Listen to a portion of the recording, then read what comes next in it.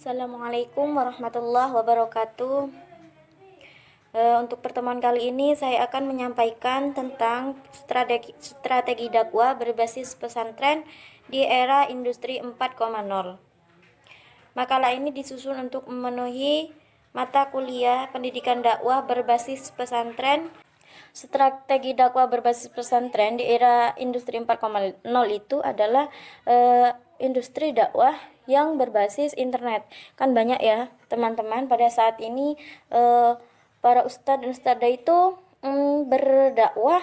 Mereka tidak hanya berdakwah dengan tatap muka saja, tapi sekarang bisa berdakwah menggunakan internet. Karena kebanyakan orang sekarang itu kan mempunyai internet, gadget untuk menerima informasi-informasi tentang keagamaan, sosial, budaya, dan lain-lain. Lalu selanjutnya, untuk pembahasan yang pertama kami akan membahas tentang metode dakwah pada era industri 4.0. Kita akan bahas apa saja metode-metode yang digunakan oleh pendakwah pada era industri 4.0. Berbicara mengenai dakwah dan era revolusi industri 4.0 artinya berbicara tentang dakwah melalui kanal siber atau internet. Nah, yang saya jelaskan tadi, para pendakwah itu menggunakan internet untuk bahan sumber mereka menyalurkan atau memberikan wawasan keagamaan, sosial, budaya. Mereka tidak hanya dengan bertatap muka saja. Kalau dulu sebelum ada HP yang canggih seperti saat ini kan kalau berdakwah itu dari tempat ke tempat.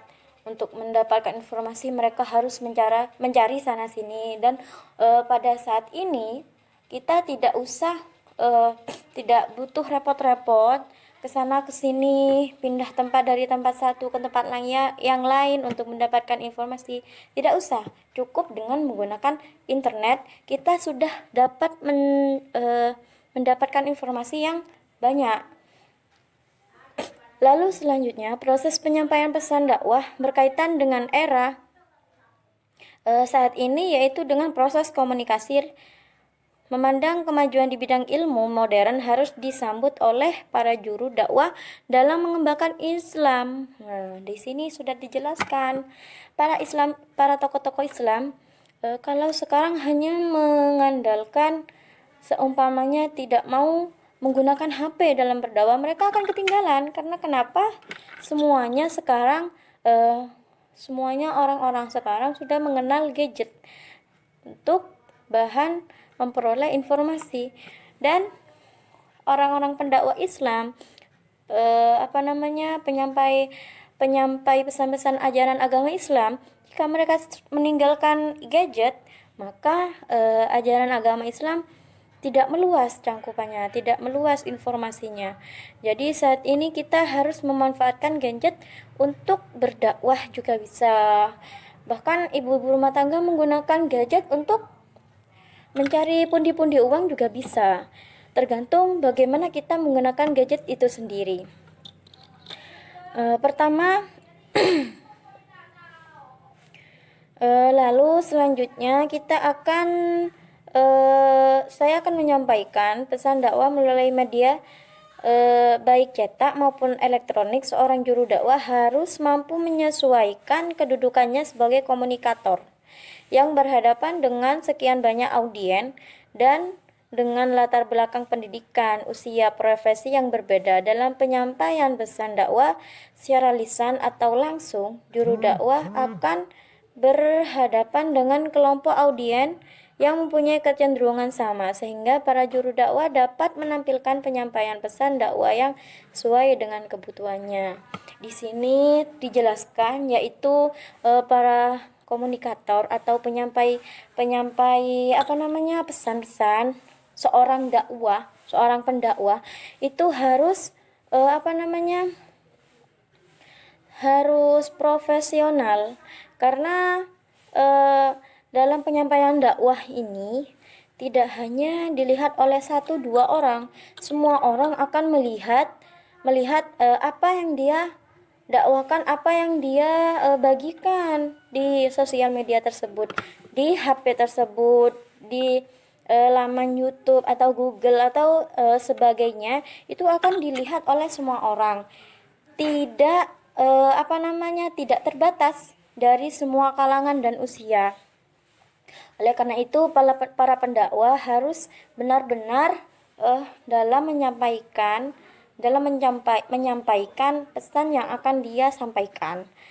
Karena apa yang dia sampaikan itu bisa didengarkan sehari, dua hari, dan seterusnya, karena selama apa yang dia bagikan di laman tersebut tidak ia hapus. Lalu selanjutnya, pertama, menggunakan metode tulis. Ya, ini metode-metode ya, dengan penggunaan saluran YouTube dan Instagram mampu live maupun live streaming dakwah bisa dikonsumsi oleh jutaan manusia sehingga dakwah lebih efektif. Jadi dakwah secara ceramah yang diunggah di YouTube, Instagram itu lebih efektif karena di situ merupakan dakwah yang bersifat audiovisual. Jadi suaranya ada, gambarnya juga ada. Nah, itu yang dinamakan dakwah audiovisual. Terus selanjutnya, metode dakwah revolusi industri 4.0 yang ditandai dengan menggunakan internet di berbagai kehidupan. Dakwah mendapatkan kemudahan sekaligus tantangan di era kini. Metode dakwah dengan tulisan sangat dibutuhkan untuk menjaga orisinalitas dakwah dan keterbukaan akan kritik. Metode pertama lebih banyak dikonsumsi oleh akademisi, politisi, aparat pemerintahan, dan kelas menengah. Metode verbal, ceramah, seminar, pidato menggunakan revolusi industri 4.0 yaitu ketika dakwah dapat disebarkan melalui saluran YouTube, Instagram, dan media sosial lainnya. Adapun melalui dakwah dengan perilaku, menyampaikan dakwah dengan berbagai contoh konkret kepada masyarakat karena merupakan seorang di sini Gus Dur pernah tokoh Gus Dur pernah menggunakan dakwah melalui perilaku. Itu berhasil karena beliau adalah tokoh ternama. Jadi di sini di makalah kami juga disebutkan Gus Dur pernah menyampaikan dakwahnya melalui perilaku, memberikan contoh konkret kepada masyarakat karena beliau merupakan seorang tokoh kenamaan. Ya, kalau dakwah melalui perilaku itu sebelum kita berdakwah kita harus memberikan contoh terlebih dahulu, memberikan kepercayaan, menyebarkan kepercayaan orang-orang kepada kita untuk meniru apa yang kita kerjakan, dalam hal kutip hal-hal yang baik ya. Terus baik, itulah presentasi dari saya. Kurang lebihnya atau ada kata-kata yang kurang berkenan atau ada kata-kata saya yang kurang dimengerti, saya mohon maaf yang sebesar-besarnya. Akhirul kalam, wassalamualaikum warahmatullahi wabarakatuh.